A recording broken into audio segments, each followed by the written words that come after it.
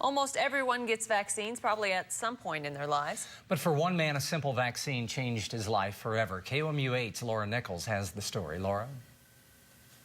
He's a Marine who volunteered to fight for the lives of others, but he never for a second thought his life would almost be taken by something that was supposed to keep him safe.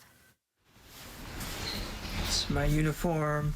Joe Lopez was fresh out of high school when he enlisted in the Marines. In September 2006, at age 20, Lopez deployed to Iraq. But after being there just 9 days, his life turned upside down. I started having trouble walking, and it was a numbness that started in my feet and gradually worked its way up. While playing football with some friends on the military base, Lopez realized something was wrong with his legs. When the morning came, everyone woke up and they found me laying on the floor, and I wasn't able to move my legs at all. Literally overnight, his legs were paralyzed. Soon after, it crept up his body and he couldn't move his hands. He was on life support, and doctors put him in a medically induced coma. The next day, they sent him to Germany, and I got a call from the doctor in Germany who told me that they weren't sure if he was going to make it, and they wondered if I could come to Germany and try to get him to respond to me. Well, when I first woke up, they said, the vaccine caused your body to attack itself. It was the smallpox vaccine Joe got from the Department of Defense just days before deployment. His body had a rare adverse reaction that caused incredible damage. The bottom line, his immune system was eating away at his nervous system. The Lopez family flew to Bethesda Hospital in Washington, D.C., where Joe remained in the ICU for 3 weeks. The treatment slowly worked, bringing him out of the coma, but he was still weak and barely able to move. They told me he might be a vegetable. They wanted me to watch for brain damage, question him, see what he remembers, see if he's still him. Days later, Joe started talking, and the best news yet, he remembered everything about his life.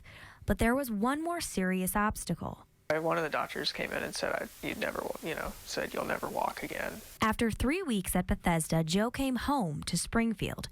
Here he endured physical therapy and spent more than a year in a wheelchair. No one ever thinks they'll be in a wheelchair. I have always had that it's not going to happen to me mentality, and now it's the opposite. Joe can now walk, but not very far or for very long.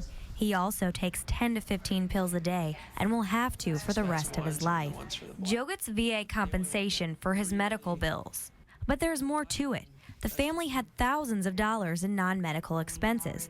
Barbara had to leave her job as a secretary for several months to care for Joe. There were a lot of expenses. I had to borrow money from everybody I knew to keep things going. To offset these expenses, the family applied for TSEGLI compensation. This government program covers non-medical costs to service members who suffer from long-term injuries from traumatic events.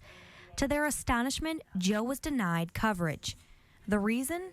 The VA insurance department says Joe's adverse reaction doesn't qualify as a traumatic event. You volunteered to go to Iraq, and this was beyond your control, and it was just as bad. The VA insurance department, headquartered in Philadelphia, says the government can't afford to cover reactions like this. Any additional claims under TSEGLI are paid by the government, and the government would now be paying that many more claims during a period of conflict. They say it needs to happen from an external traumatic event, not from a needle. In fact, they amended the bill in November 2008, long after Joe applied, to specifically state that injury from vaccines did not count. Missouri U.S. Senator Claire McCaskill disagrees.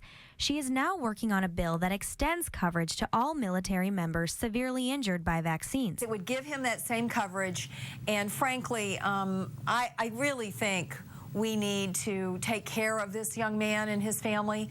He was willing to take care of us. But Joe's not waiting around. A Marine who once couldn't walk now races in marathons. With his special-made hand cycle, Joe has ridden over 300 miles. The past 3 Octobers, he's raced it in the Marine Corps Marathon to raise money for other Marine families. Now, the 26-mile journey is nothing compared to the one he's rode for the last 3 years. The hardest part of it all?